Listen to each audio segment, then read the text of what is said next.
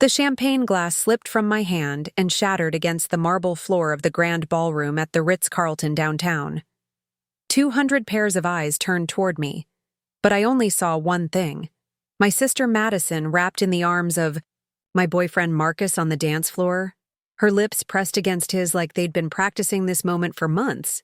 I'd love to know which corner of the globe you're watching from, and if this story speaks to you, make sure to subscribe. Tomorrow's video is one you absolutely can't miss.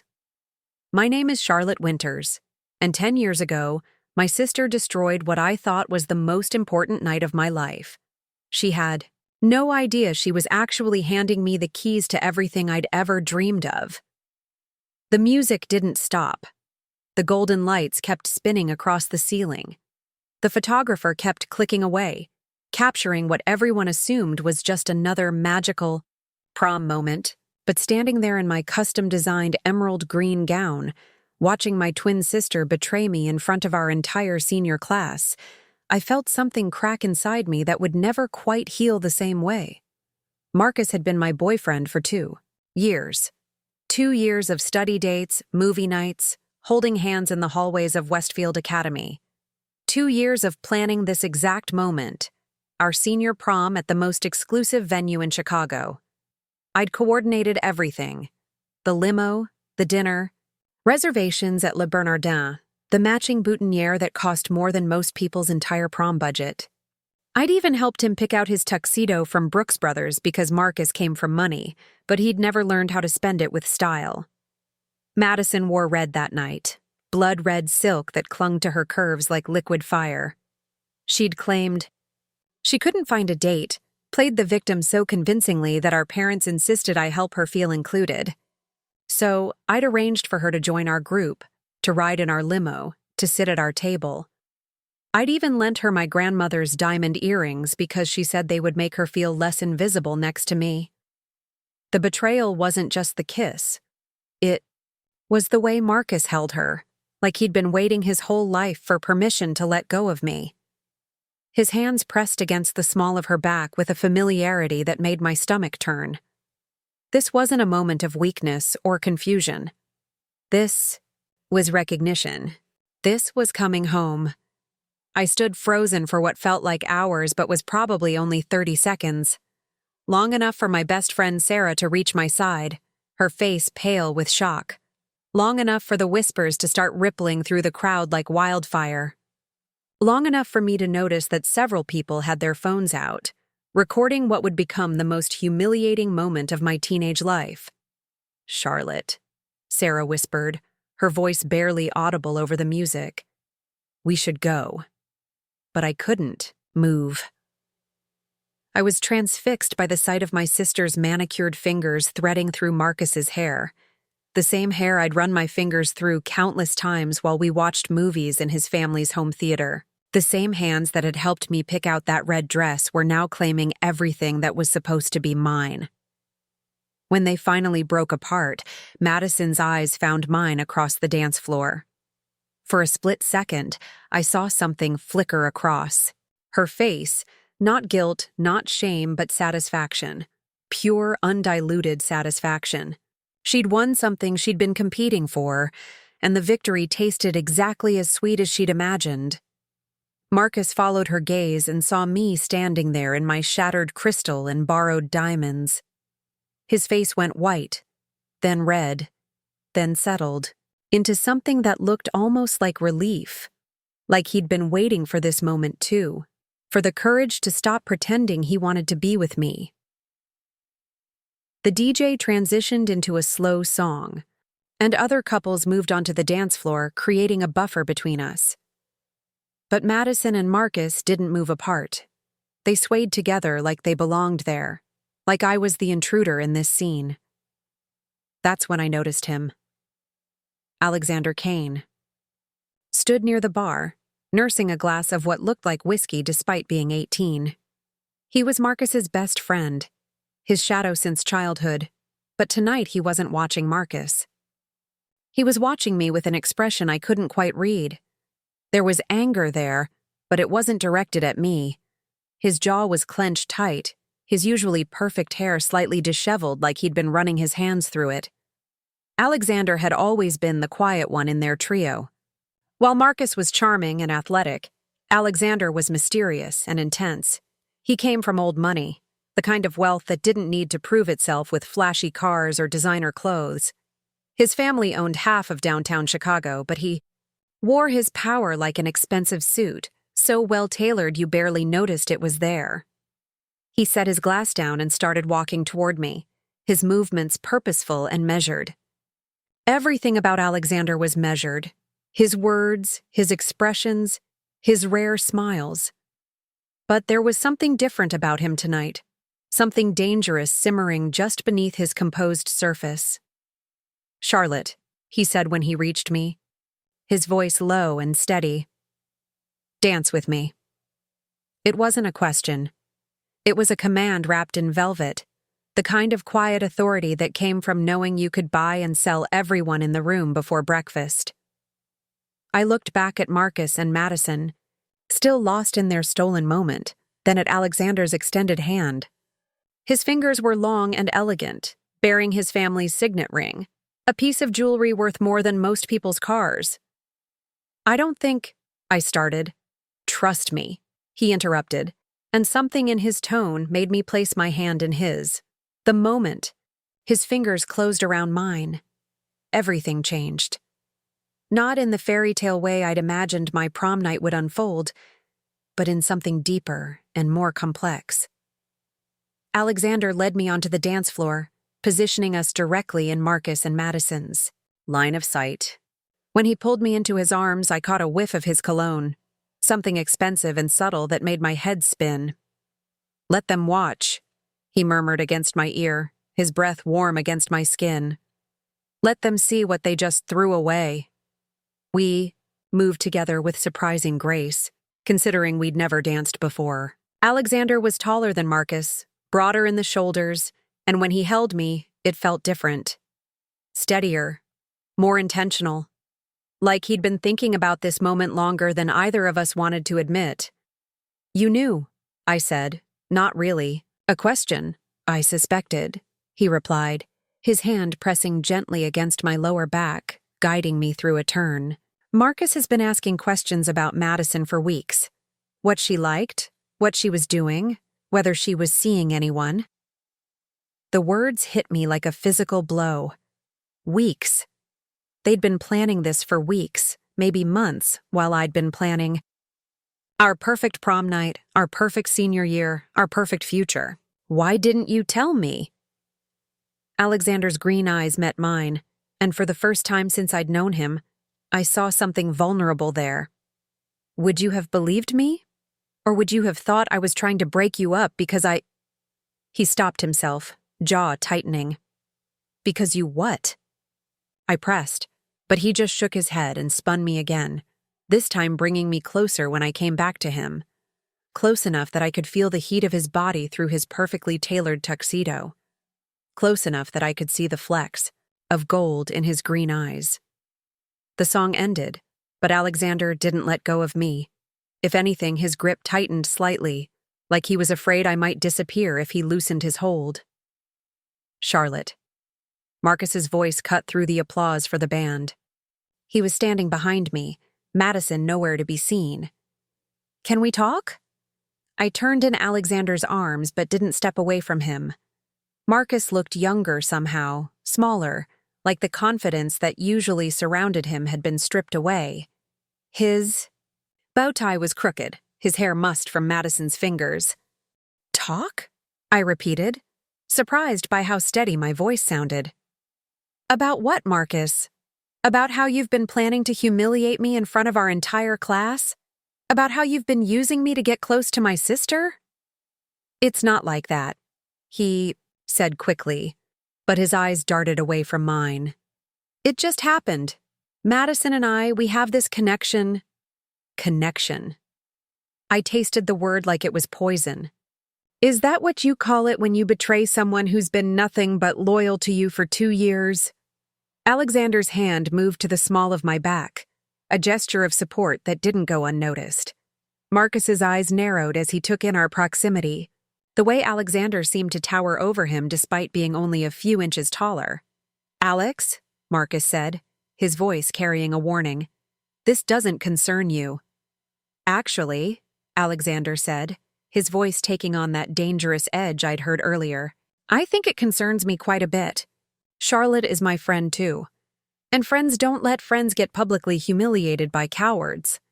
The word coward hung in the air between them like a challenge. Marcus's face flushed red, his hands clenching into fists at his sides. For a moment, I thought he might actually throw a punch, but something in Alexander's steady gaze made him step back instead.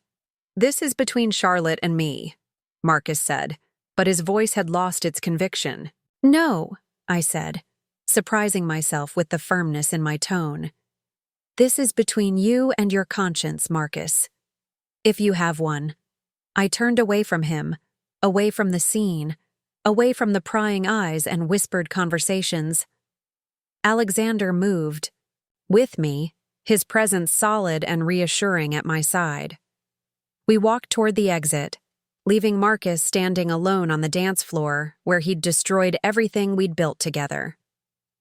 The valet brought Alexander's car around, a sleek black Porsche that probably cost more than my father's annual salary. He opened the door for me, and I slid into the leather seat, my dress pooling around me like liquid emerald. "Where do you want to go?" he asked once he'd settled behind the wheel.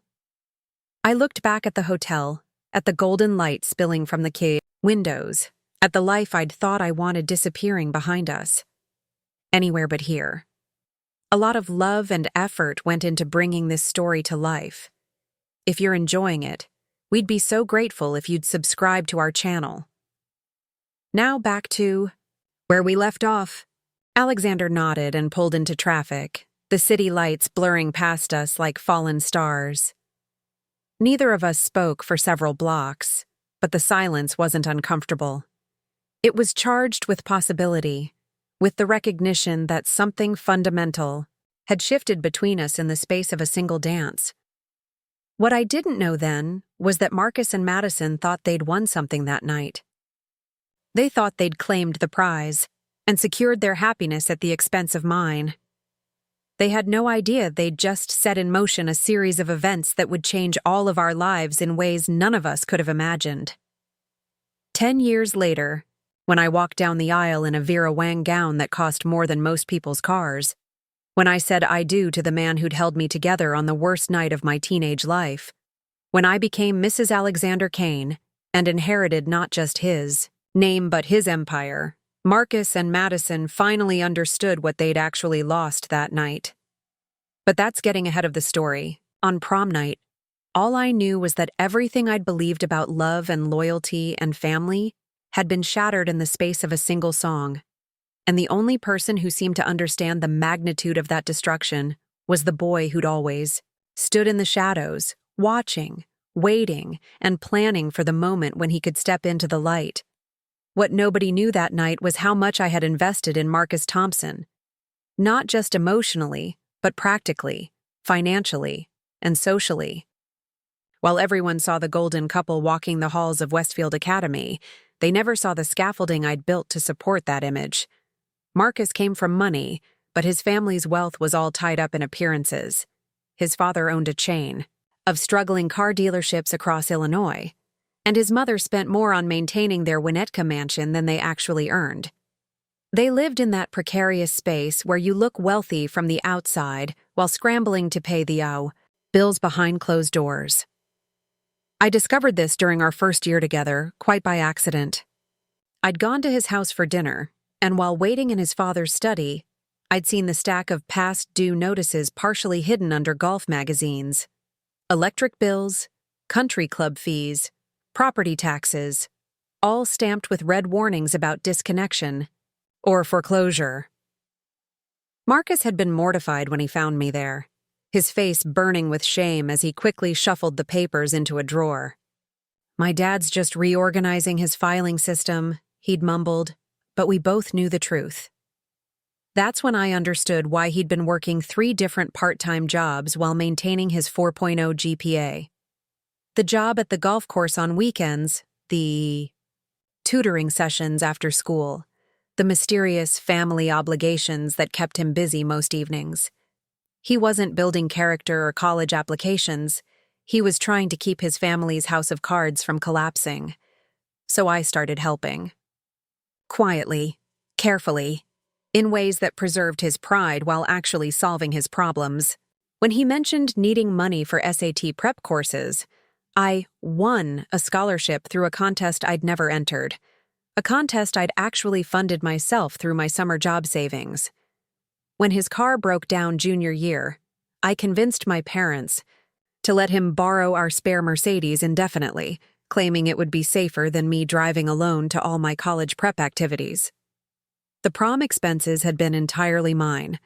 The $800 tuxedo rental, the $200 boutonniere from the high-end florist, the $1,500 limousine for our group, the $300 dinner at Le Bernardin. Marcus had insisted on paying, but when his card was declined at the restaurant during our reservation confirmation, I'd smoothly handed over mine and told the maitre d' there had been a mix-up with the accounts. I'd covered for him so seamlessly that even Marcus started to believe his own fiction. He began talking about his dinner reservation, his choice of restaurant, his surprise for prom night.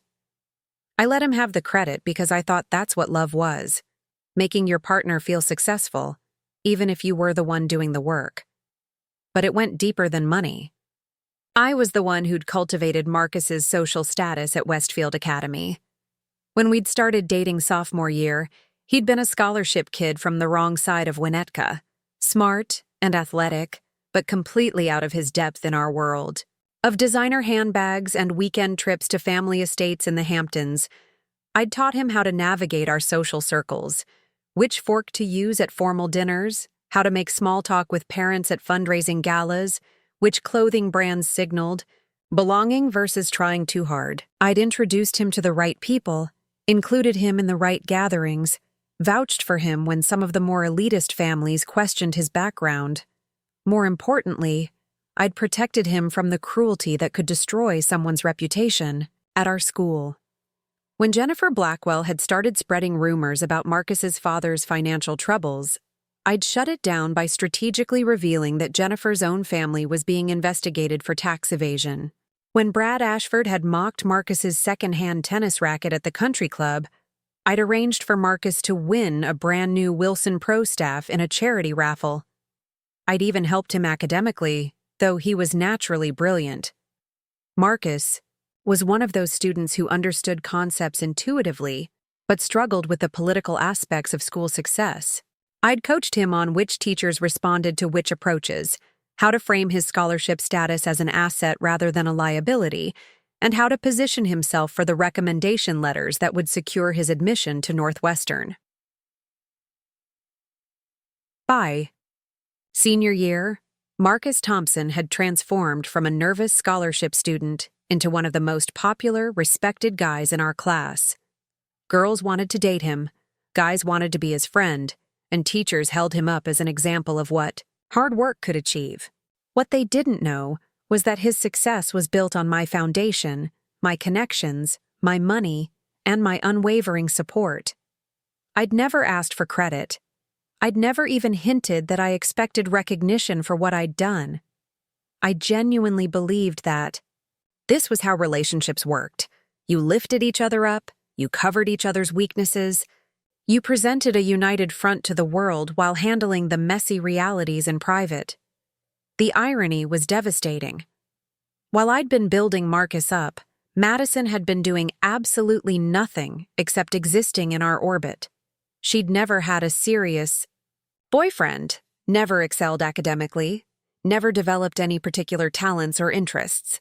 She coasted through Westfield Academy on charm and our family's reputation, spending her time shopping, gossiping, and perfecting her social media presence. But Madison had something I apparently lacked: the ability to take without giving, to want without earning, to steal without conscience. She'd watched me transform Marcus from an insecure scholarship kid into a confident young man, and then she'd simply decided she wanted the finished product for herself. The most painful part was realizing how little Marcus actually knew about what I'd done for him. When I'd covered his expenses, I'd been so careful to preserve his pride that he'd genuinely forgotten I was paying. When I'd smoothed over social difficulties, I'd been so subtle that he'd assumed his own charm had done the work. When I'd opened doors for him, I'd stepped back so far that he'd walked through them without seeing me. So when Madison made her move, Marcus didn't see it as a betrayal of someone who'd sacrificed for him. He saw it as a choice between two sisters, and the one who'd been taking care of him had become invisible in her competence. I'd been so good at supporting him that he'd forgotten he needed support at all. The financial calculation alone was staggering. Over 2 years, I'd invested approximately $15,000 in Marcus's transformation. Money from summer jobs, birthday gifts, my college savings account. I'd funded his wardrobe upgrades, his social activities, his transportation, his academic success. I'd even paid for the couple's therapy session we'd attended when he'd been struggling with anxiety about college applications, though he'd told his parents he was getting tutoring. More valuable than money was the social capital I'd spent. The Winters family name carried weight in Chicago's elite circles, and I'd leveraged that influence repeatedly to benefit Marcus. When he'd needed an internship at a prestigious law firm, I asked my father to make a call. When he'd wanted to join the exclusive Sunset Hills Country Club's junior membership, I'd sponsored his application. When he'd been waitlisted at Northwestern, I'd convinced my mother to reach out to her sorority sister on the admissions board. Every favor I'd called in for Marcus was a favor I couldn't call in for myself later. Every time I'd vouched for his character, I'd put my own reputation on the line. Every time I'd included him in family events or exclusive gatherings, I'd been silently promising our social circle that he was worthy of their acceptance. And then there were the intangible investments, the emotional labor, the constant ego management, the careful navigation of his insecurities and ambitions. I'd spent countless hours listening to his fears about not belonging, reassuring him about his worth, building up his confidence when others tried to tear it down. I'd been his therapist, his PR manager, his financial advisor, and his social secretary, all while maintaining the fiction that he was the strong one in our relationship. Alexander had seen all of this, of course. He'd been Marcus's friend throughout. Our entire relationship, which meant he'd had a front row seat to my transformation project. Unlike Marcus, who'd gradually forgotten his humble beginnings as his confidence grew, Alexander had noticed every check I'd written, every door I'd opened, every crisis I'd solved. During those rides in Alexander's Porsche after particularly stressful social events, he'd sometimes make comments that revealed his awareness. "That was smooth, how you handled the situation with Marcus and the Ashford parents," he'd say after I'd diffused a tense conversation about economic inequality. Or, "Marcus is lucky you thought to bring those business cards to the charity auction," after I'd facilitated an introduction that led to Marcus's law firm internship. The time I'd thought Alexander was just being observant. Now I realized he'd been keeping score in a way that Marcus never had. He'd been watching me pour myself into someone who was taking it all for granted, and he'd been getting angrier about it with each passing month. The night of prom, when Marcus chose Madison over me, he wasn't just rejecting a girlfriend. He was rejecting someone who'd invested her entire social and financial portfolio in his success. He was walking away from the architect of his transformation and choosing the sister who'd contributed nothing but looked better in red silk. What Marcus didn't understand, what he couldn't have understood, given how carefully I'd hidden my efforts, was that I wasn't just Charlotte Winters, his high school girlfriend. I was Charlotte Winters, the woman who'd made him into someone worth stealing. Without me, he was just a scholarship kid with a pretty face and no resources to maintain the lifestyle I'd built for him. Madison thought she was winning Marcus Thompson, the popular, successful, confident senior class treasurer. What she was actually getting was the original version. Insecure, broke, and completely unprepared for the social and financial realities of the world they both wanted to inhabit. But I was the only one who knew that yet. On prom night, all I could see was 2 years of my life walking away with someone who'd never appreciated what she was taking. It would be months before the full scope of their mistake became clear, and years before they realized that in betraying me, they'd destroyed their own futures. The foundation I'd built wasn't just supporting Marcus, it was supporting the entire relationship between him and Madison. And when I finally withdrew my support, the whole structure would come crashing down in ways they never could have imagined. The prom betrayal wasn't an isolated incident. It was the culmination of 18 years of Madison systematically undermining me while our parents cheered her on. What happened that night in the grand ballroom was just the most public execution of a pattern that had been destroying me in private since we were children. Madison and I were born 11 minutes apart, but you'd think it was 11 years based on how differently our parents treated us. I emerged first, screaming and red-faced, demanding attention. Madison followed quietly, barely crying, with these enormous blue eyes that immediately captivated every nurse in the delivery room. According to family legend, I was the difficult one from day one, while Madison was an angel sent to balance things out. That narrative followed us through childhood like a shadow. When we broke something, I was presumed guilty until proven innocent. When we fought, I was expected to apologize first because I was the older one who should know better. When we succeeded at anything, Madison's achievements were celebrated while mine were expected. I learned early that being good at things wasn't special. It was simply what Charlotte did. But when Madison showed the slightest competence, it was cause for celebration. Our parents, Richard and Patricia Winters, weren't cruel people. They loved both their daughters, but they loved us differently. They loved me like a reliable appliance, grateful for my function but never particularly amazed by it. They loved Madison like a rare flower, delighting in her very existence, protecting her from any harsh weather, and showcasing her beauty to anyone who would look. The academic disparity was the most obvious example. I'd been reading books in kindergarten, solving algebra problems in 5th grade, and writing research papers that impressed my high school teachers.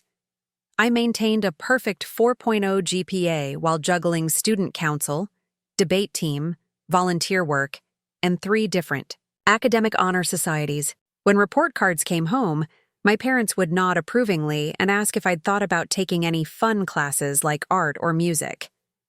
Madison struggled with basic math, barely passed English, and squeaked through science with the help of tutors I'd often secretly assisted.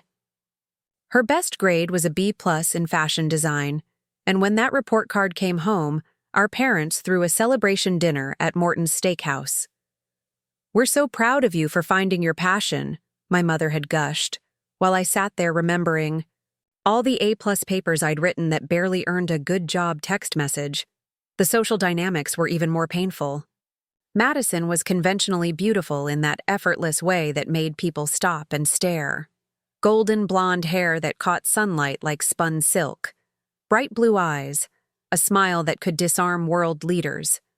She was naturally thin without trying, naturally charming without effort, naturally magnetic in a way that drew people into her orbit.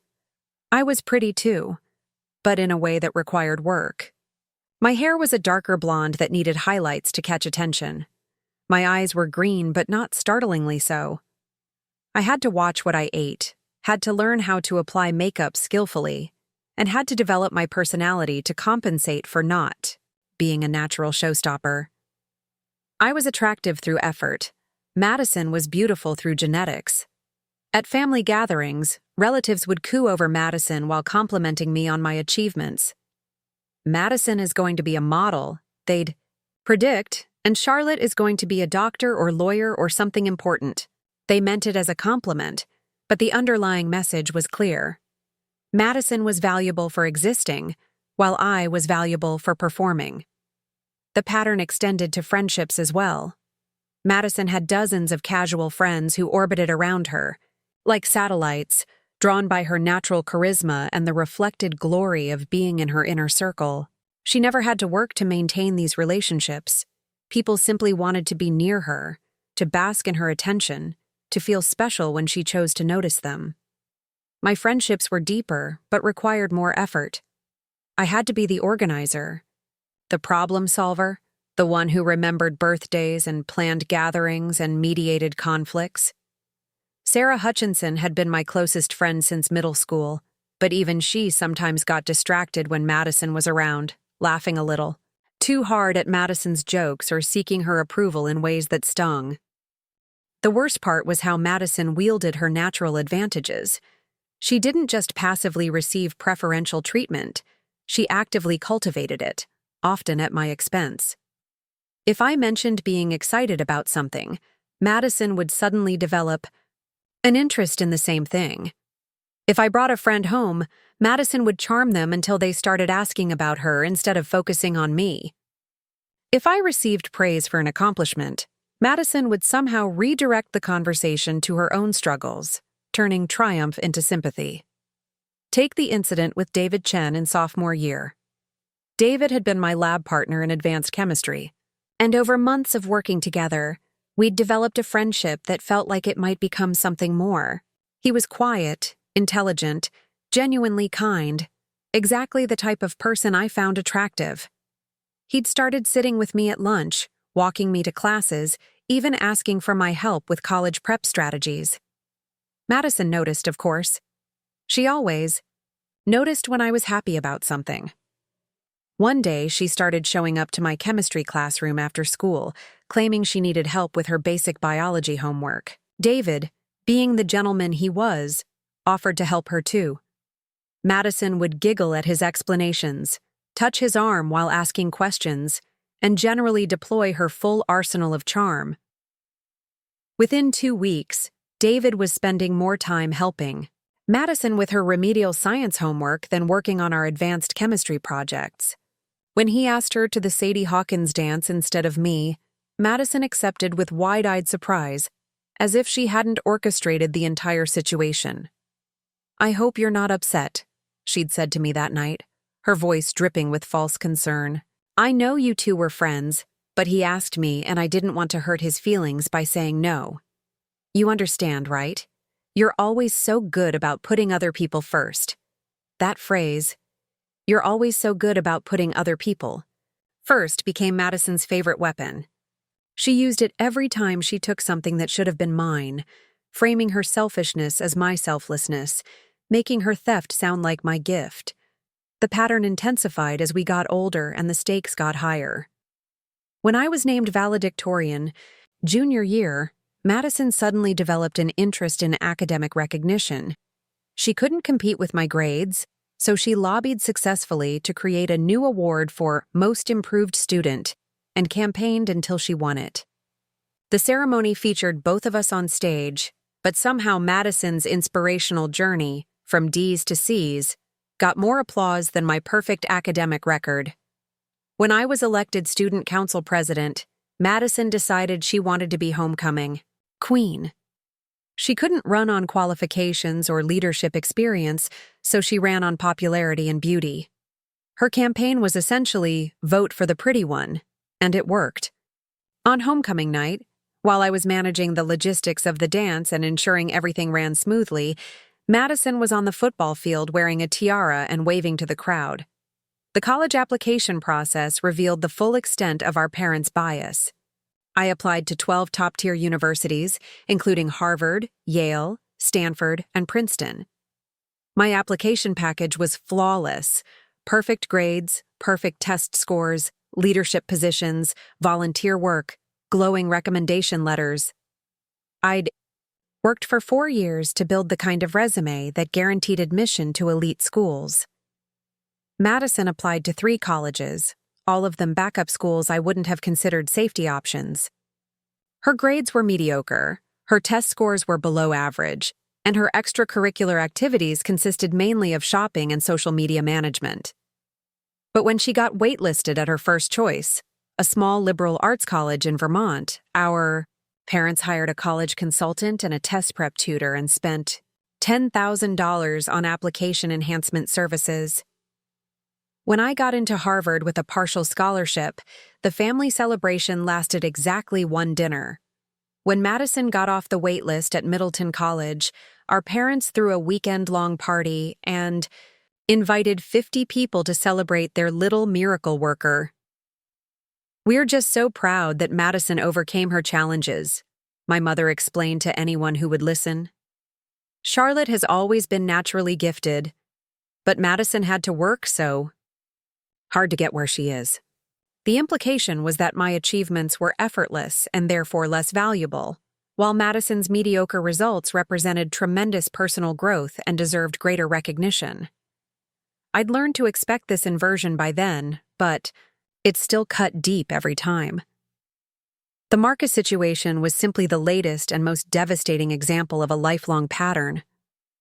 For 2 years, I'd watched Madison observe my relationship with barely concealed envy. She'd make comments about how lucky I was to have such a handsome boyfriend, how perfect we looked together, how she wished she could find someone like Marcus. But her envy wasn't admiration, it was assessment. She was studying my relationship the way a general studies enemy territory, looking for weaknesses and entry points. She noticed how much I did for Marcus, how much I sacrificed to make him look good, how much he relied on me while taking credit for his own success. Most importantly, she noticed that Marcus was starting to take me for granted. She saw him becoming comfortable with my support, confident in my loyalty, and somewhat bored with the ease of our relationship. Madison understood something about men that I was too naive to recognize. They often want most of what they can't have, and they often undervalue what they possess completely. So she positioned herself as the unattainable prize. While I was being the perfect girlfriend, supportive, understanding, reliable, Madison was being the intriguing alternative. She'd flirt with Marcus just enough to get his attention, then pull back. She'd compliment him in ways I never did, focusing on his natural talents rather than his achievements. She'd create opportunities for private conversations, shared secrets, intimate moments that excluded me.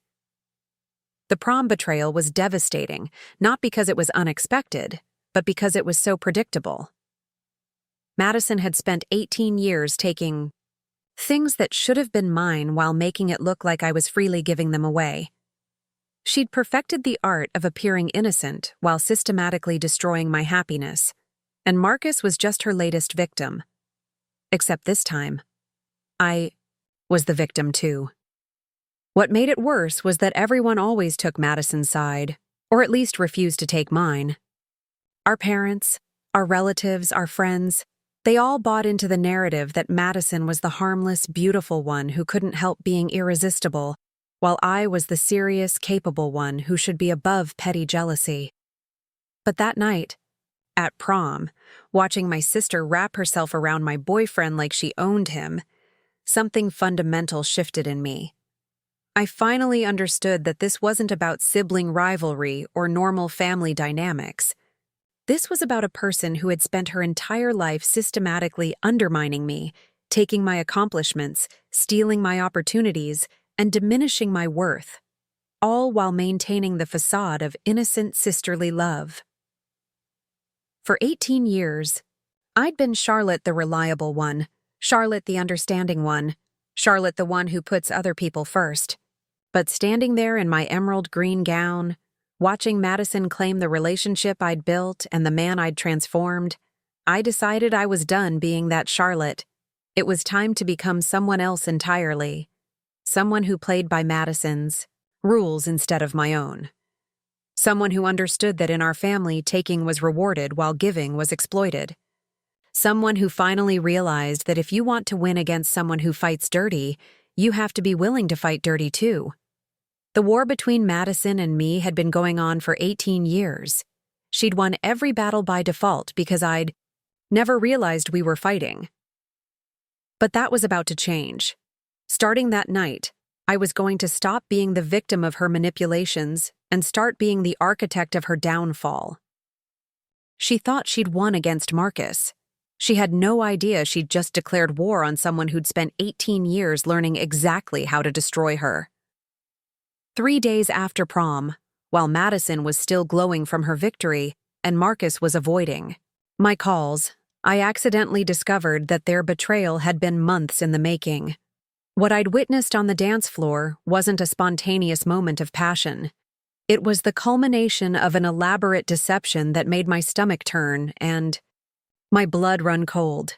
The discovery happened in the most mundane way possible. I was looking for my AP Physics textbook in Madison's room because she'd borrowed it weeks earlier, claiming she needed help with her remedial science homework. As I searched through the disaster zone, she called an organized space. My hand brushed against something tucked between her mattress and box spring, a small leather journal I'd never seen before. Madison had never kept a diary. She'd always claimed that writing down thoughts was too much work and that she preferred living in the moment rather than analyzing it. But here was a journal filled with her distinctive loopy handwriting, and the first entry I accidentally glimpsed made my heart stop. February 14th. Charlotte is so blind. She has no idea that Marcus looks at me when she's not paying attention.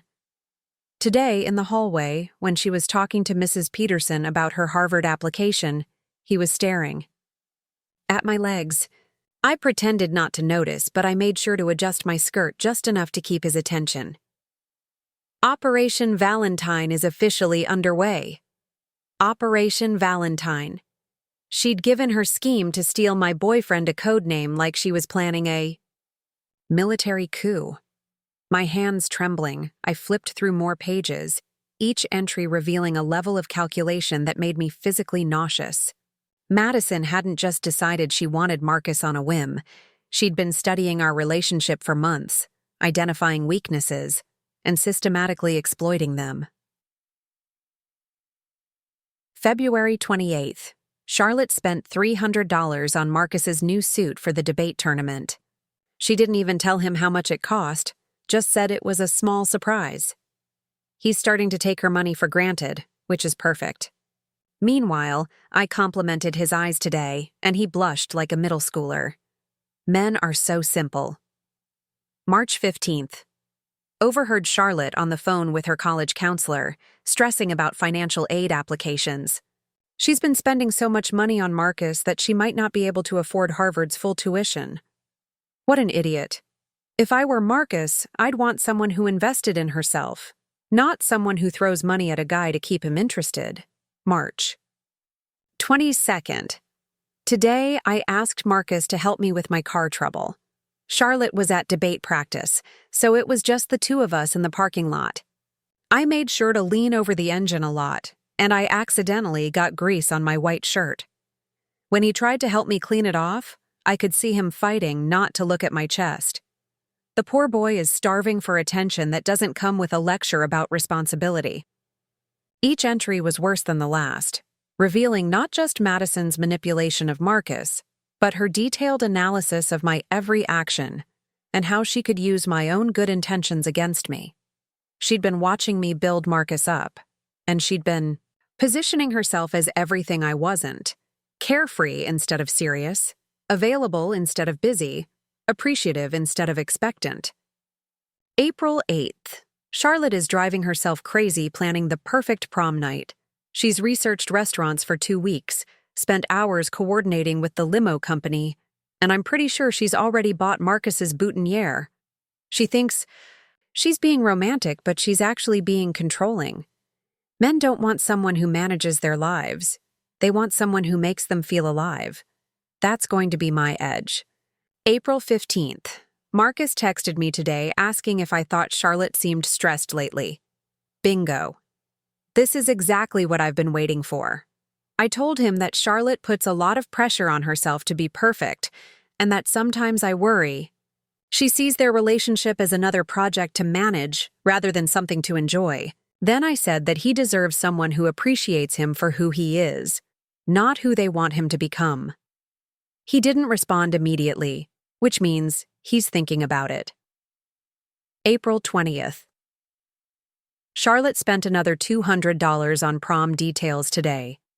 Special. Napkins for dinner, upgraded car service, some kind of artisanal chocolates for afterwards. She showed me the receipts like she was proud of planning the perfect night. I just smiled and told her how lucky Marcus is to have someone who cares so much about making him happy. Inside, I was laughing. She's literally paying for the night where I'm going to take him away from her. The journal entries revealed that Madison had been playing a sophisticated psychological game, positioning herself as the antithesis of everything I represented in Marcus's life. While I was the responsible planner, she was the spontaneous free spirit.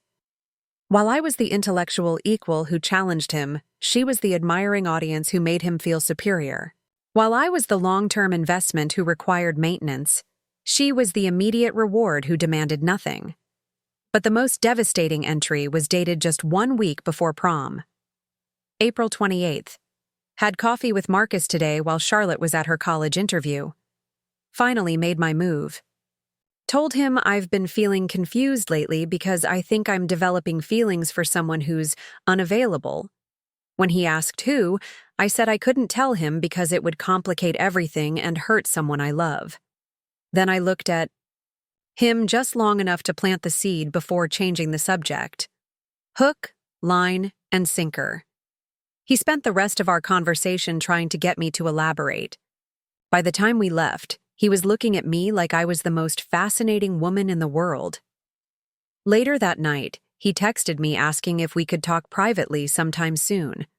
I told him I thought it would be better if we didn't, because I was afraid of saying something I shouldn't. Then I sent a follow-up text saying I hoped he understood, and that I'd never want to come between him and Charlotte, because they're so perfect together. Classic reverse psychology. Now he's going to spend every moment until prom thinking about what I might have said if I'd been brave enough to say it. Reading that entry, I felt something die inside me. The coffee date had actually happened. I remembered Marcus mentioning that he'd run into Madison at Starbucks while I was at Northwestern for my alumni interview. I'd thought nothing of it at the time, even felt grateful that my sister was being friendly to my boyfriend. The idea that she was laying the groundwork for my humiliation while I was trying to secure our future had never crossed my mind. The final entries before prom were the most chilling because they revealed Madison's complete lack of remorse about what she was planning to do. May 3rd. Picked up my red dress today. It's perfect. Not too formal like Charlotte's elaborate green thing, but stunning enough to stop traffic. Marcus hasn't seen it yet, but when he does, he won't be able to think about anything else. I practiced my surprised expression in the mirror in case anyone asks why I'm not with a date. Oh, I just wanted to spend the evening with my sister and her friends. Family is so important to me. May 4th. Charlotte spent 2 hours today telling me about her prom night timeline. Dinner at 7, photos at 8:30, arrival at the dance by 9:15, specific songs she wants to request from the DJ. She has every moment planned like a military operation. Poor Marcus probably feels like he's being deployed rather than going to prom. When I steal my moment with him tomorrow night, it's going to feel like freedom compared to all her scheduling and expectations. May 5th. Prom night. This is it. Operation Valentine concludes tonight. By tomorrow morning, Marcus will understand that he doesn't need someone who treats him like a project that needs managing. He needs someone who sees him as a man worth wanting, not a boy who needs improving. Charlotte built him up for me, and now I'm going to take the finished product. She'll never see it coming. I sat on Madison's bed holding that journal, feeling like I'd been punched in the stomach repeatedly. The betrayal wasn't just about losing Marcus. It was about discovering that my own sister had been studying me like a science experiment, cataloging my weaknesses and using my love against me. But worse than the emotional devastation was the realization of how thoroughly I'd been outplayed.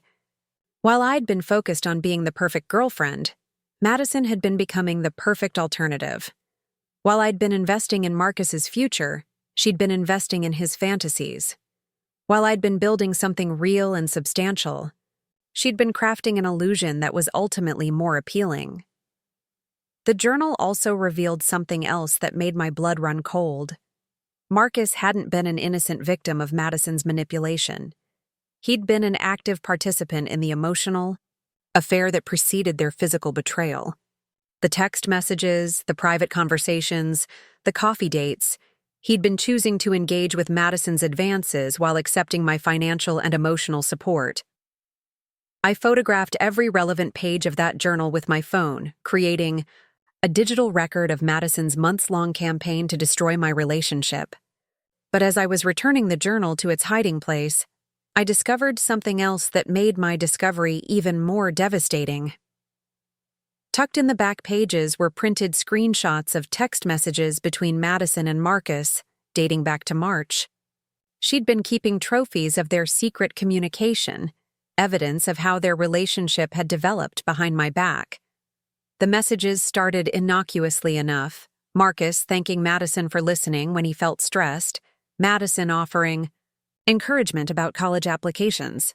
But they quickly escalated into something more intimate and ultimately more damning.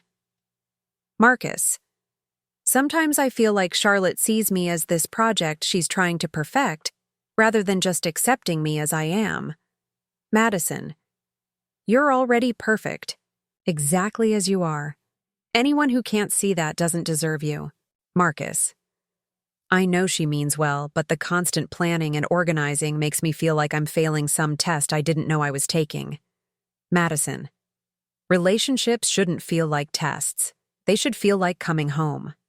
The messages revealed that Marcus had been sharing intimate details about our relationship with Madison, discussing his frustrations and insecurities in ways he'd never discussed them with me. She'd been positioning herself as his confidant and emotional support system, while I'd been unknowingly playing the role of demanding girlfriend. But the most damaging messages were the ones from the week before prom, where their emotional affair had clearly crossed into planning their physical betrayal. Marcus: I can't stop thinking about our conversation yesterday. Are you saying what I think you're saying? Madison: I'm saying that sometimes the heart wants what the heart wants, even when it's complicated. Marcus: this is crazy. Charlotte would be devastated. Madison: I know, and I feel terrible about it. But can we really help how we feel? And is it fair to any of us to pretend these feelings don't exist? Marcus: what are you suggesting we do? Madison: I don't know. Maybe nothing. Maybe everything. Maybe we just see what happens at prom and let fate decide. Marcus: fate? Madison: if we end up dancing together tomorrow night, we'll know it's meant to be. If we don't, we'll know we made the right choice by staying silent. Reading those messages, I realized that the kiss on the dance floor hadn't been spontaneous at all. It had been the predetermined conclusion of a plan they'd crafted together. They'd choreographed my humiliation while letting me fund the venue for their performance. I spent the rest of that afternoon in Madison's room, documenting everything I could find. There were more printed messages, notes she'd written to herself about Marcus's preferences and insecurities, even a detailed analysis of my daily schedule so she could plan coincidental encounters with him when I wasn't around. The evidence painted a picture of two people who'd systematically deceived me for months while accepting my money, my support, and my trust. They'd turned my generosity into a weakness, my love into a liability, and my investment in their happiness into the foundation for my own destruction. But as devastating as this discovery was, it also gave me something I'd never had before: clarity. For the first time in my life, I understood exactly what I was dealing with. Madison wasn't just my competitive sister. She was a calculating predator who'd spent months studying how to destroy me. Marcus wasn't just my ungrateful boyfriend. He was a willing accomplice who'd chosen betrayal over loyalty. Most importantly, I finally had concrete evidence of their premeditation. This wasn't a mistake or a moment of weakness. It was a conspiracy. And conspiracies, I was about to learn, required consequences that matched their scope. As I left Madison's room that afternoon, carefully replacing everything exactly as I'd found it, I felt something I'd never experienced before: the cold satisfaction of having superior intelligence. They thought they'd outplayed me, but they'd actually just handed me the weapons I needed to destroy them both. Operation Valentine was about to become Operation Retribution. And unlike Madison's sloppy emotional scheming, my plan was going to be flawless. Armed with the devastating evidence of Madison and Marcus's conspiracy, I didn't immediately seek revenge. Instead, I did something that would have shocked my 18-year-old self. I became patient. I became calculating. I became everything they thought they were, but better. The first phase of my response was information gathering. Over the next 2 weeks, while Madison and Marcus celebrated their new relationship with sickening public displays of affection, I quietly began documenting every aspect of their lives that I could potentially leverage. I studied them the way Madison had studied me, but with the precision of someone who understood that knowledge was power. I started with Marcus's financial situation, which I knew better than anyone. The morning after I discovered Madison's journal, I discreetly called the manager at Brooks Brothers where Marcus worked part-time. Speaking in my most professional voice, I explained that I was considering hiring Marcus for a summer internship at my father's law firm and needed to verify his employment history. "Oh, Marcus Thompson," the manager said with a slight laugh. "Yeah, he's reliable enough, but honestly, I think he's planning to quit soon. He mentioned something about not needing the job anymore because his girlfriend's family has money. Between you and me, I don't think he realizes how expensive his lifestyle really is." Perfect. Marcus was already counting on Madison's access to our family's wealth, not understanding that Madison had no independent income, and our parents' generosity came with strings attached. He was about to learn that my financial support hadn't been replaceable. It had been irreplaceable. Next, I researched Madison's actual college prospects. Despite our parents' celebration of her acceptance to Middleton College, I discovered that her admission was conditional on maintaining a C+ average through senior year. I also learned that her financial aid package was significantly smaller than our parents had led everyone to believe. The family would need to contribute $35,000 annually for her education, money that had previously been earmarked for my Harvard expenses.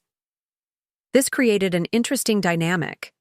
Our parents had assumed I would receive enough scholarship money to make Harvard affordable, leaving Madison's college fund intact. But if I chose to attend Harvard without a full scholarship, it would force them to choose between funding my Ivy League education or Madison's mediocre liberal arts experience. The most crucial intelligence I gathered concerned Alexander Kane. I'd been thinking about him constantly since prom night. Not romantically, but strategically. He was Marcus's closest friend, which meant he had access to information I needed. More importantly, he was wealthy enough to be completely immune to the social and financial pressures that controlled everyone else in our orbit. I approached him carefully, timing my move perfectly. 3 weeks after prom, I knew Alexander would be at the Sunset Hills Country Club for his regular tennis lesson with the club pro.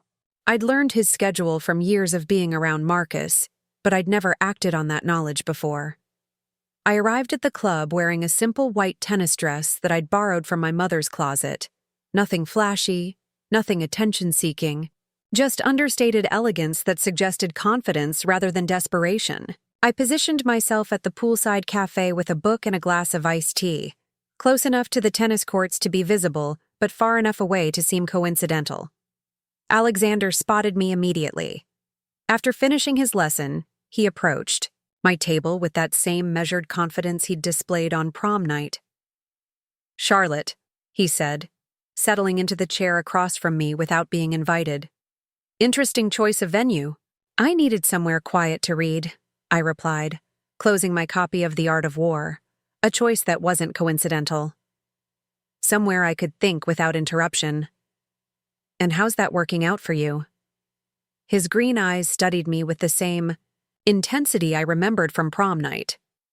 "Better than expected," I said, meeting his gaze directly. "I've been learning a lot about strategy lately, about patience, about the difference between winning a battle and winning a war." Alexander leaned back in his chair, a small smile playing at the corners of his mouth. "That sounds like a very different Charlotte than the one I knew 3 weeks ago." 3 weeks ago, I didn't know I was fighting a war, I replied. I thought I was just living my life. It's amazing how quickly your perspective changes when you realize you've been systematically betrayed by people you trusted. And what do you plan to do with this new perspective? I paused, considering how much to reveal. Alexander was Marcus's friend, but he was also someone who appreciated intelligence and strategy. More importantly, he was someone who'd been watching the entire situation unfold with the detachment of an outside observer. I plan to win, I said simply. Alexander's smile widened slightly. That's a very different approach than most people would take in your situation. Most people don't have the advantages I have, I replied. Most people don't understand that revenge is a long-term investment strategy. And what makes you think I won't warn Marcus about whatever you're planning? It was a test, and we both knew it. Alexander was evaluating whether I was serious about this transformation or just playing at being strategic. Because you're not loyal to Marcus, I said, my voice steady and confident. You're loyal to excellence. And Marcus just demonstrated that he has very poor judgment when it comes to recognizing value. Alexander was quiet for a long moment, his expression unreadable. Finally, he leaned forward slightly. What do you need? He asked. That question changed everything. It confirmed what I'd suspected. Alexander wasn't just Marcus's friend. He was someone who'd been waiting for an opportunity to see what I was really capable of when I stopped playing by other people's rules. Over the next hour, I outlined my preliminary strategy. Nothing detailed, nothing that could be traced back to me, just the broad strokes of a plan that would systematically dismantle the foundation of Madison and Marcus's relationship while positioning me for long-term success. The beauty of my approach was its subtlety. Instead of dramatic confrontations or public revenge, I was going to use their own weaknesses against them, applying pressure in ways they wouldn't recognize until it was too late. Phase 1 focused on Marcus's financial dependence. Without my support, he was going to struggle to maintain the lifestyle he'd grown accustomed to. I began by quietly withdrawing from all the social and professional networks I'd helped him access.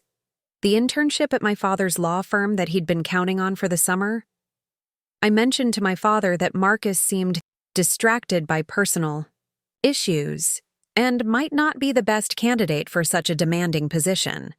The letters of recommendation he needed for his Northwestern scholarship application? I'd been planning to ask 3 different family friends to write them, but now I simply never made those calls. The study group for AP Economics that met at our house every Thursday? I disbanded it, claiming I needed to focus on my own final exams.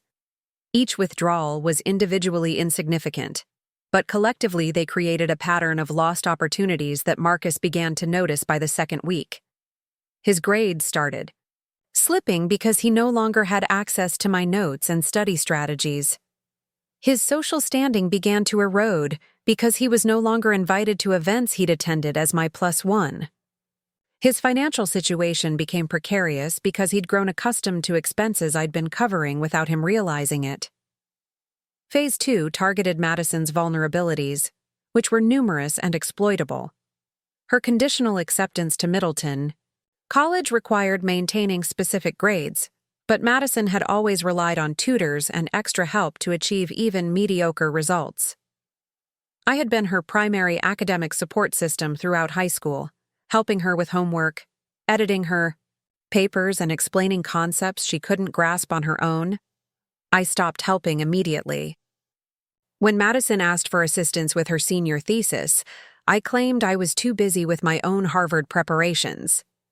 When she needed help studying for final exams, I told her I thought it would be better if she learned to be more independent. When she struggled with her calculus homework, I suggested she hire a professional tutor instead of relying on family assistance. The results were swift and predictable. Madison's grades began dropping just as colleges were reviewing final transcripts.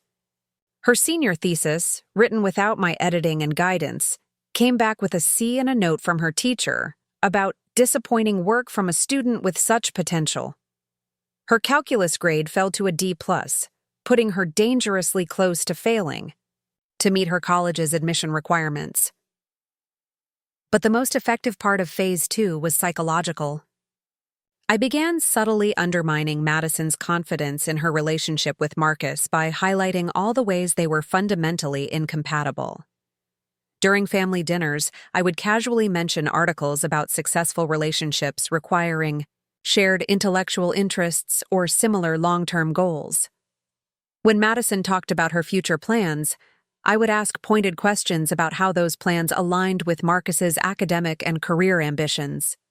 "It's so interesting that you're both going to colleges in different states," I would observe. "Long-distance relationships require such strong communication skills and shared values. I'm sure you two have talked about how you'll handle the practical challenges." These comments planted seeds of doubt that grew larger every time Madison and Marcus tried to make concrete plans for their future. They began having conversations about topics they'd never needed to discuss when they were just sneaking around behind my back. Conversations that revealed how little they actually had in common beyond physical attraction and the thrill of forbidden romance. Phase 3 was the most sophisticated because it involved creating opportunities for Marcus and Madison to reveal their true characters to the people whose opinions mattered most. I began hosting small gatherings at our house, carefully curated, events that put social pressure on them while making their flaws impossible to ignore. I organized a college preparatory dinner where parents and students discussed academic goals and future plans. Marcus, without my coaching, came across as unprepared and superficial when asked about his Northwestern application strategy. Madison, forced to defend her choice of Middleton College, revealed that she'd chosen it primarily because it had a pretty campus and seemed fun. I arranged a charity fundraiser for a local literacy program, knowing that Marcus and Madison would feel obligated to attend, but that they'd be uncomfortable in an environment focused on intellectual achievement and social responsibility. Marcus spent the evening making awkward small talk with college admissions counselors, while Madison gravitated toward the dessert table and spent most of her time taking selfies. Each event was designed to contrast their superficiality with the depth and substance our social circle valued. Without me managing their public image, Marcus and Madison began to look like exactly what they were: attractive but shallow people who'd never developed the character necessary for long-term success. The most brilliant aspect of my strategy was that none of it looked like revenge. To outside observers, I appeared to be handling the situation with remarkable maturity and grace. I was focusing on my own future, pursuing my academic goals, and maintaining my social obligations without any dramatic confrontations or public scenes. Meanwhile, Marcus and Madison were slowly drowning in consequences they couldn't trace back to any specific action I'd taken. Their relationship was deteriorating under the pressure of real-world challenges they'd never had to face when they were just sneaking around. Their individual prospects were suffering because they'd lost access to resources they'd taken for granted. Their social status was declining because they were being evaluated on their own merits, rather than benefiting from my careful management. By the time graduation approached, the golden couple who'd stolen the spotlight at prom looked tired, stressed, and increasingly desperate. Marcus's Northwestern scholarship was in jeopardy due to his declining grades and lack of strong recommendations. Madison's college admission was conditional on final grades she was struggling to achieve. Their relationship was strained by constant arguments about money, college plans, and their uncertain future, but I was just getting started. Everything I'd done so far was preparation for the main event, a long-term strategy that would take years to fully execute, but would ultimately give me everything they'd tried to take away from me. And at the center of that strategy was Alexander Kane, who'd been watching my careful campaign with growing admiration and whose own feelings about the situation were about to become much more relevant than any of us had anticipated. The war Madison thought she'd won at prom was actually just the opening battle in a much larger conflict, and I was about to prove that when it came to playing the long game, I was infinitely better at it than either of them had ever imagined. By graduation day, the carefully constructed house of cards that was Madison and Marcus's relationship had begun its spectacular collapse. What they'd thought was their triumphant beginning was actually the slow-motion destruction of everything they'd stolen from me, and they still had no idea I was the architect of their downfall. The first major crack appeared 3 weeks before graduation when Marcus received his financial aid revision from Northwestern. His partial scholarship had been reduced to almost nothing, a devastating blow that he couldn't understand, because his application had been so strong just months earlier. What Marcus didn't know was that scholarship decisions were often reconsidered, based on final semester performance, recommendation letter quality, and continued demonstration of the character traits that had impressed admissions committees initially. Marcus had lost all 3 advantages without realizing it. His grades had dropped from A's to B's and C's because he no longer had access to my notes, study groups, and academic support.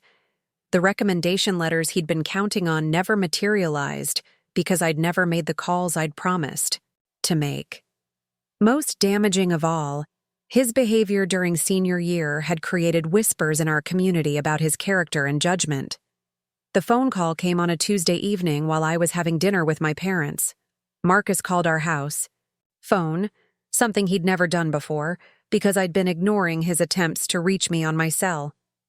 My mother answered and, after a brief conversation, handed me the phone with a puzzled expression. "Charlotte," Marcus said, his voice tight with panic. "I need to talk to you. It's important." "I'm having dinner with my family," I replied coolly. "Perhaps you should call Madison if you need someone to talk to." "This is about Northwestern, about my scholarship. I think there's been some kind of mistake." I paused, letting the silence stretch long enough to make him uncomfortable. "What kind of mistake?"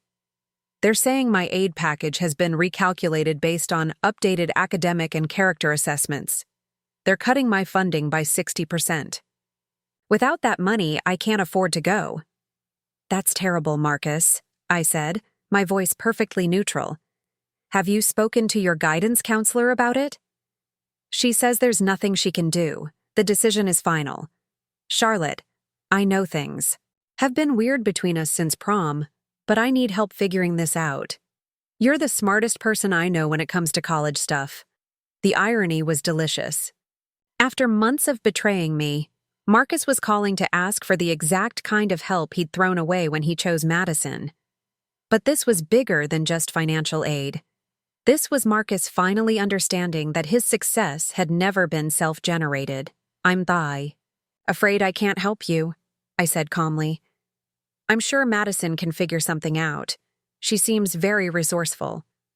"Madison doesn't know anything about college applications or financial aid." "You know that.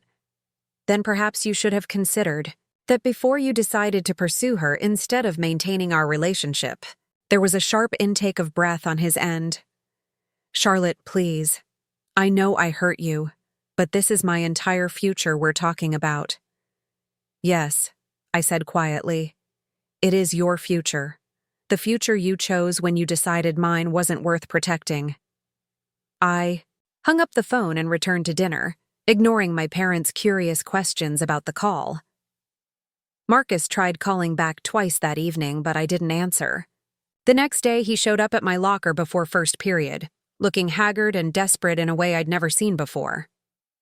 "We need to talk," he said, positioning himself so I couldn't easily walk away.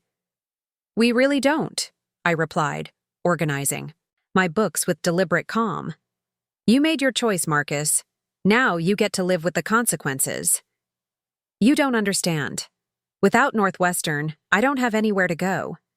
The other schools I applied to were safeties with even less financial aid. If I can't afford college this fall, I'll have to take a gap year and reapply everywhere."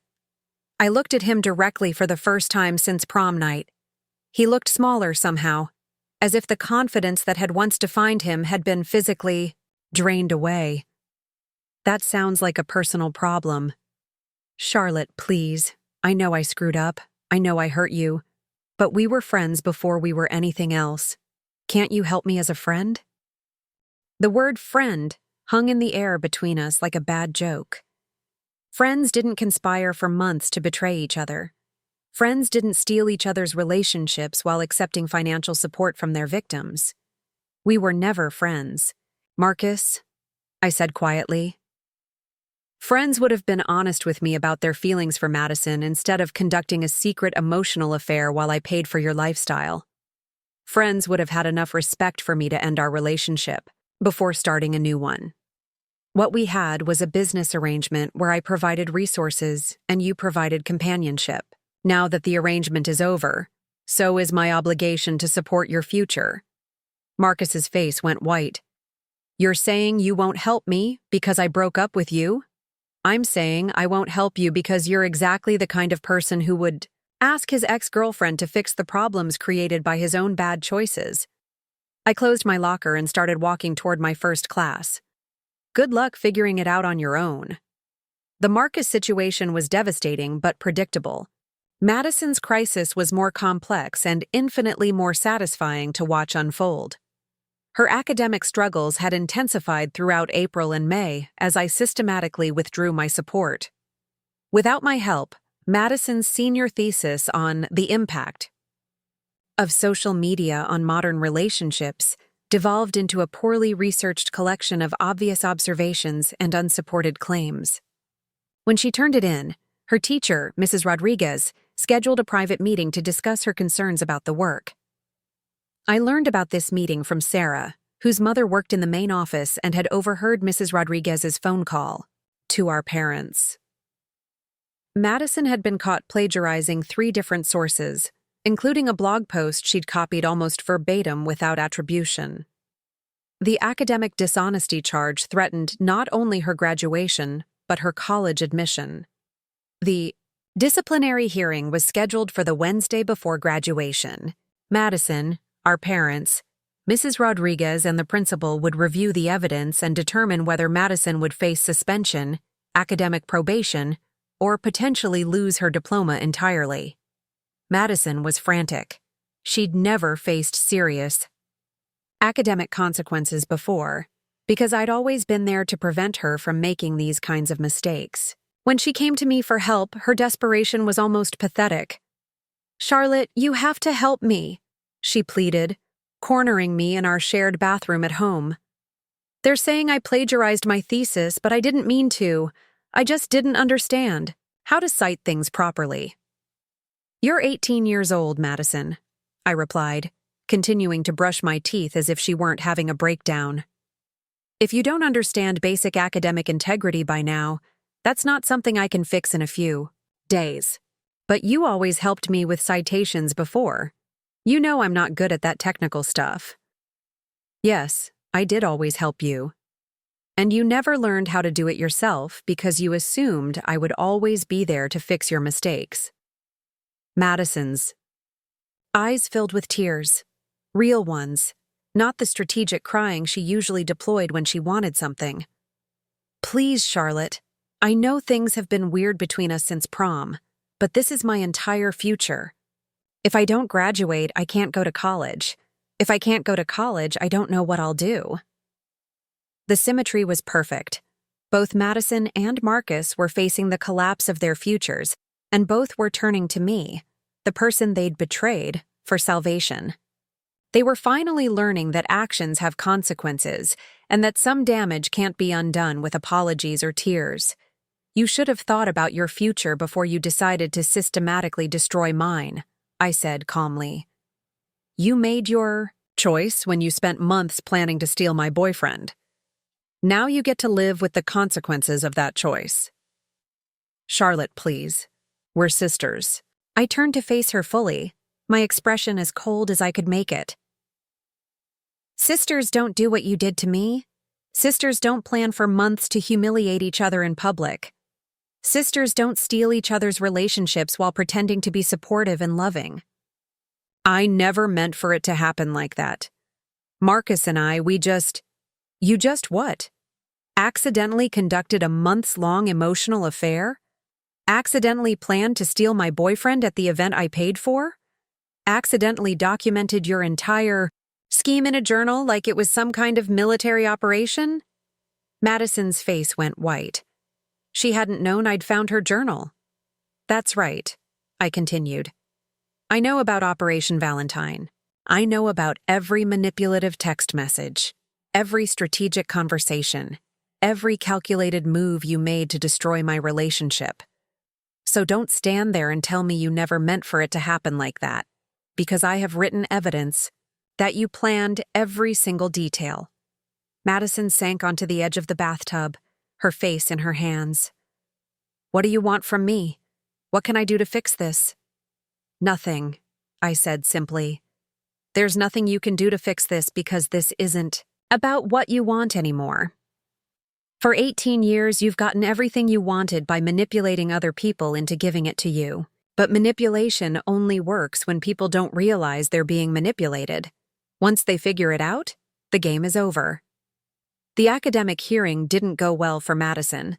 Without my help preparing her defense, she was unable to adequately explain the plagiarism or demonstrate that she understood why it was problematic.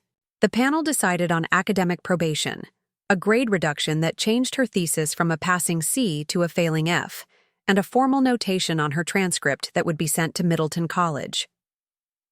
2 days later, Madison received a letter from Middleton rescinding her acceptance due to failure to meet the academic standards required for admission.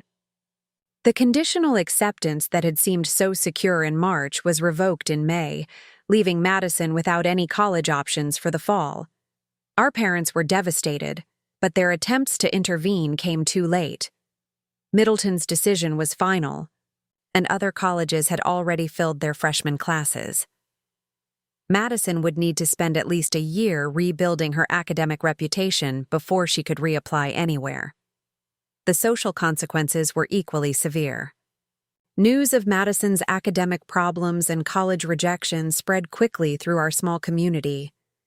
The girl who'd been celebrated as the beautiful, charming Winter's daughter was now gossiped about as the one who'd thrown away her future for a boy. Marcus, meanwhile, was dealing with his own social fallout.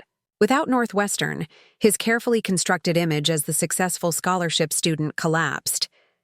People began remembering that he'd always been the boy who needed help, who'd required support, who'd succeeded only with significant assistance from others. Worse, details of his relationship with Madison began to surface in ways that made him look opportunistic and calculating. Someone, I suspected Alexander, though he never confirmed it, had leaked information about Marcus's financial dependence on me and his systematic pursuit of Madison while accepting my support. The narrative that emerged painted Marcus as a social climber who'd used one sister's resources to pursue the other sister's attention. Instead of being seen as a romantic hero who'd followed his heart, he was viewed as a manipulative opportunist who'd bitten the hand that fed him. Their relationship couldn't survive the external pressure and internal recriminations. By the first week of June, Marcus and Madison were having screaming fights in public, each blaming the other for the disasters that had befallen them. Madison accused Marcus of ruining her focus during senior year, leading to her academic problems. Marcus accused Madison of encouraging him to take me for granted, resulting in his financial aid disaster.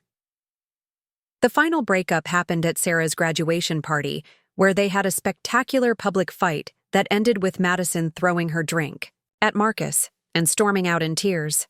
By the next morning, their relationship was over, and both of them were facing their uncertain futures alone. What made the entire collapse even more satisfying was that neither of them ever figured out my role in orchestrating it. To them, it looked like a series of unfortunate coincidences and natural consequences. They blamed bad luck, poor timing, and each other, but they never suspected that their downfall had been carefully engineered by the person they'd betrayed. Alexander, who'd been watching the entire drama unfold with obvious appreciation for my strategic skills, summed it up perfectly during a conversation we had the week before graduation. "You know," he said as we sat by the pool at his family's estate, "most people would have just confronted them or made a public scene. But you did something much more elegant." "Which was?" "You gave them exactly what they wanted, and let them discover why they didn't actually want it. He was right. Madison had wanted Marcus without understanding that Marcus's appeal had been largely manufactured by my support and investment. Marcus had wanted Madison without understanding that Madison's lifestyle required resources he couldn't provide. They'd both gotten exactly what they'd schemed for, and it had destroyed them. But as satisfying as their collapse was to watch, it was only the beginning of my larger plan. The real victory wouldn't come from their failures. It would come from my own spectacular success. And that success was about to begin in ways that would make everything that had happened so far look like a minor prologue to the main event. 10. Years after prom night, I stood in the bridal suite at the Four Seasons Chicago, adjusting my custom Vera Wang wedding gown while my team of stylists put the finishing touches on what would become the society wedding of the decade. In a few hours, I would walk down the aisle to marry Alexander Kane, transforming from Charlotte Winters into Charlotte Kane, a name that carried more power and prestige than Madison had ever dreamed of possessing. The journey from that humiliating night in May to this triumphant moment in June had been carefully orchestrated over an entire decade. Every choice I'd made, every relationship I'd built, every opportunity I'd pursued had been part of a larger strategy that was finally reaching its perfect conclusion. Harvard had been the first stepping stone.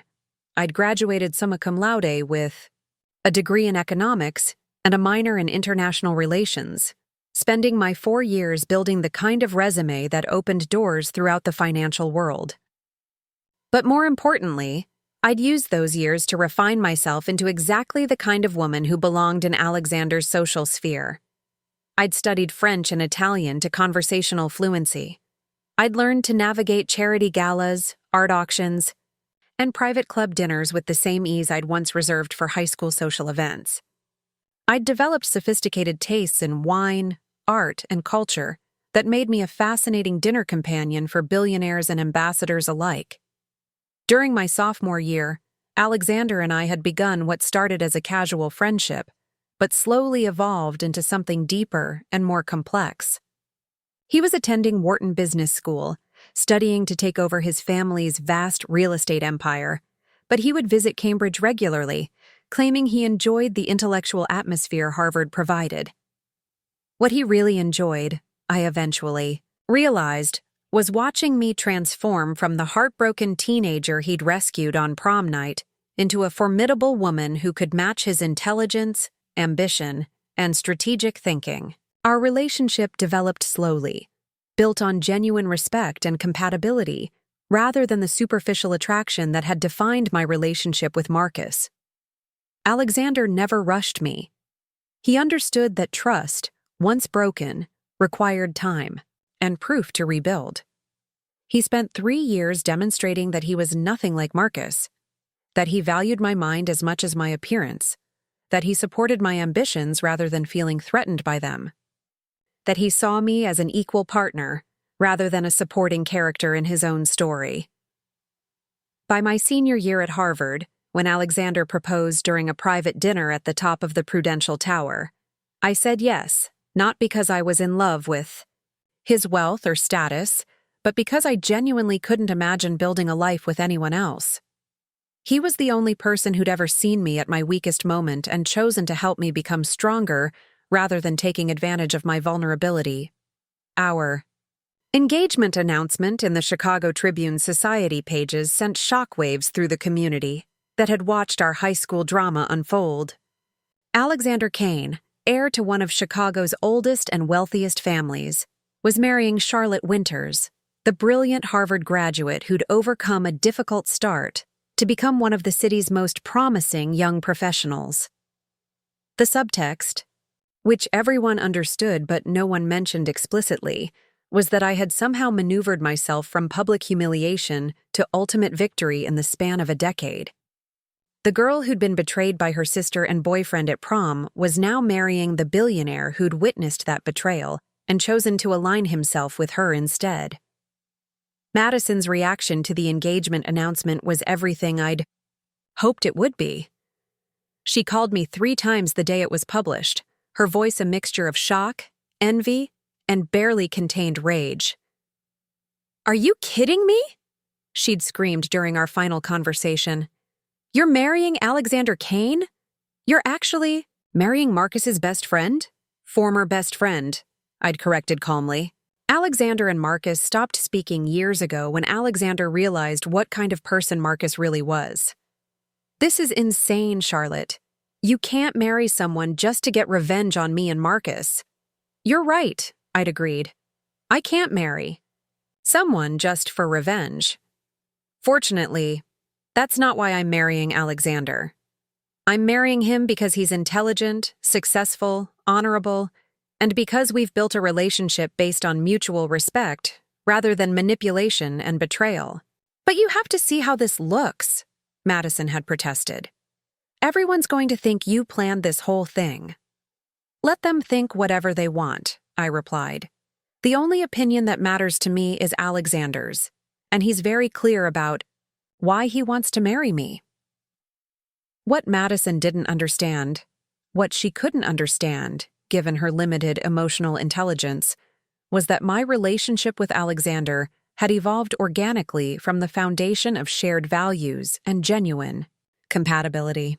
Yes, our connection had begun on the night of her betrayal, but it had developed into something authentic and substantial over years of friendship, partnership, and mutual support. Alexander had been there for every milestone of my transformation. He'd celebrated my Harvard acceptance, attended my graduation, supported my early career moves, and encouraged my growth into the kind of woman who could be a true partner to someone of his stature. Our relationship wasn't built on the shallow foundation of physical attraction and rebellion that had defined Madison and Marcus's brief romance. It was built on the solid ground of shared ambitions, compatible personalities, and proven loyalty. Marcus's response to our engagement was even more satisfying than Madison's. By that point, 10 years after graduation, his life had followed the predictable trajectory of someone who'd never learned to succeed without external support. He'd eventually attended a state school on a minimal scholarship, graduated with mediocre grades, and was working as a junior associate at a mid-tier law firm in Milwaukee. His career had stagnated because he'd never developed the character necessary for real success. Without me managing his image and providing strategic guidance, Marcus had revealed himself to be exactly what he'd always been: an attractive man with average intelligence and below-average integrity. His colleagues found him unreliable. His clients found him untrustworthy, and his romantic relationships never lasted because he'd never learned how to value what he had, instead of constantly looking for something better. When Alexander and I announced our engagement, Marcus had the audacity to reach out to me through LinkedIn, sending a message that perfectly encapsulated his continuing delusion about our past relationship. "Charlotte," he'd written, "I saw the news about your engagement. Congratulations, I guess. I hope you're happy, though I have to say it's pretty obvious what this is really about. Alexander was always jealous of what we had, and now he thinks he's won some kind of prize. Just remember that real love isn't about status or money. It's about genuine connection. You and I had something real, even if it didn't work out." I'd forwarded the message to Alexander, who'd laughed out loud when he read it. "He still doesn't get it," Alexander had said, shaking his head in amazement. "He actually thinks you're marrying me to make him jealous." "Some people never learn," I'd replied. "Marcus is going to spend the rest of his life believing that every woman who rejects him is making a mistake, and that every woman who succeeds without him is somehow cheating." The wedding planning process was a masterclass in strategic social positioning. Alexander and I chose vendors, venues, and details that would establish our union as the social event of the year, while sending unmistakable messages about our combined power and influence. The ceremony itself was held at the Chicago History Museum, a venue that connected our union to the city's legacy, while providing an elegant setting for 300 of Chicago's most influential residents. The guest list read like a who's who of business leaders, politicians, philanthropists, and cultural figures. people who represented the pinnacle of success in every field that mattered. My wedding dress was a custom Vera Wang creation that cost more than most people's cars, but was photographed for Vogue and would be displayed in the museum's fashion exhibition the following year. Alexander's tuxedo was handmade by Savile Row tailors who'd dressed his family for 3 generations. Every detail communicated that this wasn't just a wedding. It was the coronation of a new power couple who would shape Chicago's future for decades to come. The most satisfying moment came during the reception, when I spotted Madison among the guests. She'd managed to secure an invitation through a mutual acquaintance, and she stood near the bar, looking overdressed and out of place in a way that made her desperation painfully obvious. Madison was 38 years old now, still beautiful, but in a way that required increasingly expensive maintenance. She'd never finished college, had worked a series of low-level marketing jobs, and was currently between employment while living with her third fiancé, a car salesman from Schaumburg who had no idea he was dating someone who'd once had access to real wealth and influence. When she approached me during the cocktail hour, her smile was bright and fake in a way that fooled no one. "Charlotte," she said, air-kissing me like we were close friends instead of estranged sisters. "You look absolutely stunning. This whole event is just incredible." "Thank you," I replied coolly. "I wasn't sure you'd be able to make it." "Are you kidding? I wouldn't miss this for the world. Alexander is such a catch. You're so lucky." The word lucky hung in the air between us like a challenge. Madison still didn't understand that nothing about my success had been luck. It had all been strategy, hard work, and the kind of character development she'd never bothered to pursue. "Luck had nothing to do with it," I said quietly. "But I suppose that's a concept you'd have trouble understanding." Madison's smile faltered slightly.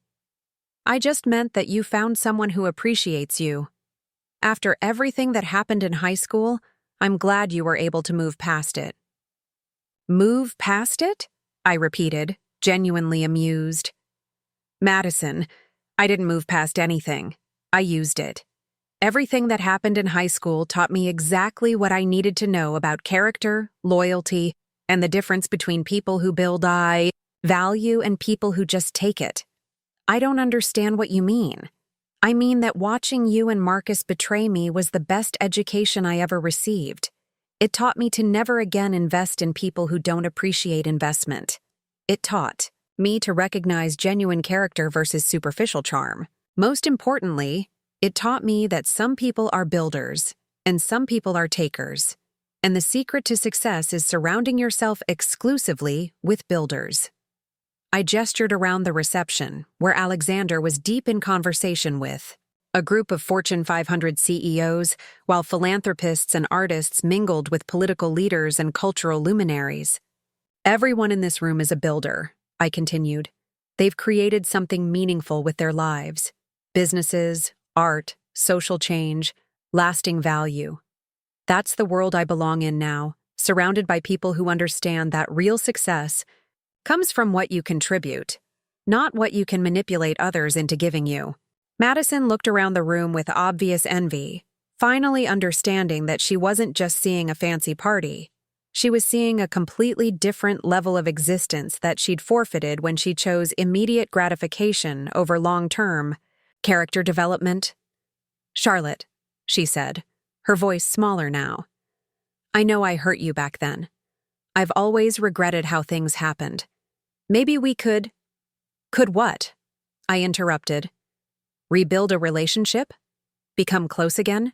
Madison, you're here because someone took pity on you and brought you as their guest. I'm here because this is my wedding to one of the most powerful men in Chicago. We're not equals who had a misunderstanding. We're the predictable results of the choices we made over the past decade." That's harsh. That's honest.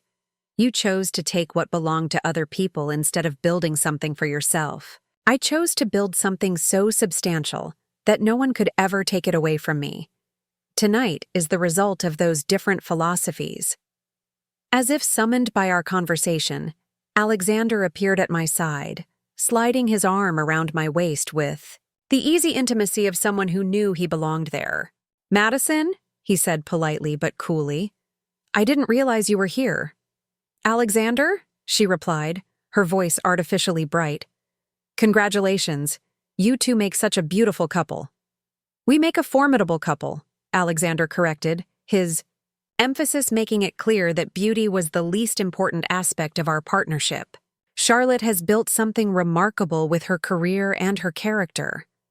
I'm honored that she chose to build our future together." The word build again.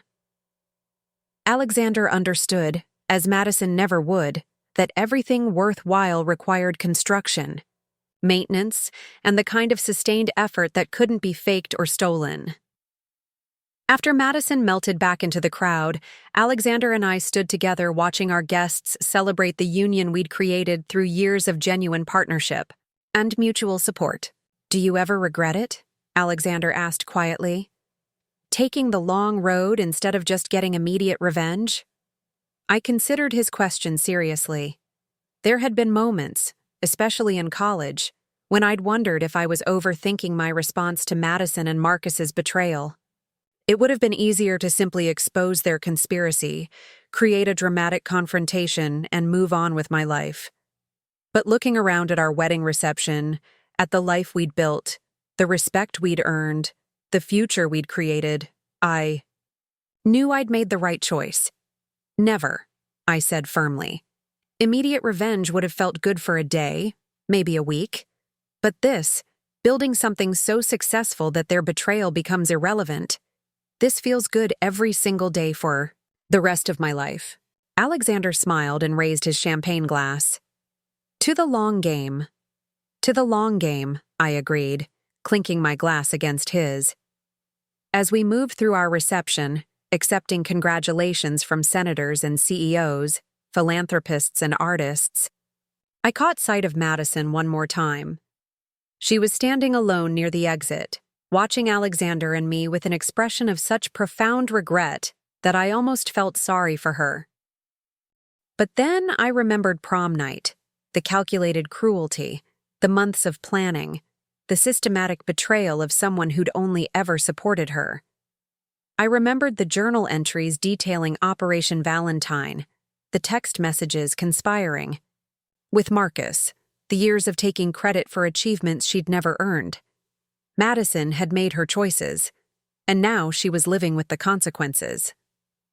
She'd chosen immediate gratification over long-term character development, manipulation over genuine connection, taking over building. Now she was watching someone she'd discarded build the kind of life she'd never imagined possible.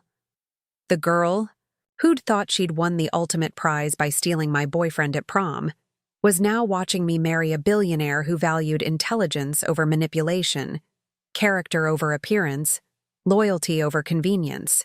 The sister who'd humiliated me in front of our entire class was now a guest at my triumph, invited only because someone took pity on her enough to bring her along. That night, as Alexander and I danced to our first song as husband and wife, thought about Charlotte who'd stood in that hotel ballroom 10 years earlier, watching her world collapse around a shattered champagne glass. That girl had been devastated by betrayal because she'd believed that love and loyalty were reciprocal, that investment in others would be appreciated and returned. The woman I'd become understood that the world was more complex than that. Real success came not from trusting others to appreciate your value, but from building value so substantial that it couldn't be ignored or stolen. Real power came not from being chosen by someone else, but from becoming someone worth choosing. Real victory came not from defeating your enemies, but from succeeding so completely that their opinions became irrelevant. Madison had thought she was stealing my future when she stole Marcus. What she'd actually done was force me to build a better future than I'd ever imagined possible. The boyfriend she'd taken was working at a mediocre law firm in Milwaukee. The husband I'd found was reshaping Chicago's skyline and would soon reshape much more. As Alexander spun me around the dance floor, I caught sight of the wedding photographer capturing our moment for posterity. These photos would appear in society, magazines, be displayed in our future homes, and eventually show our children the night their parents celebrated the love that had grown from mutual respect into something unshakable. 10 years after the worst night of my teenage life, I was living the best night of my adult life. And the beauty of it was that this was just the beginning. The foundation Alexander and I had built was solid enough to support whatever dreams we chose to construct on top of it. Madison had won a battle by stealing my boyfriend at prom. But I had won the war by becoming someone whose loss was ultimately their greatest misfortune. And unlike their brief moment of stolen happiness, my victory would last a lifetime. Looking for more? We've got 2 amazing stories ready for you. Right on screen. If this one touched you, these are absolutely worth your time. Click to watch them now. And hey, subscribe and hit that bell to never miss our latest uploads.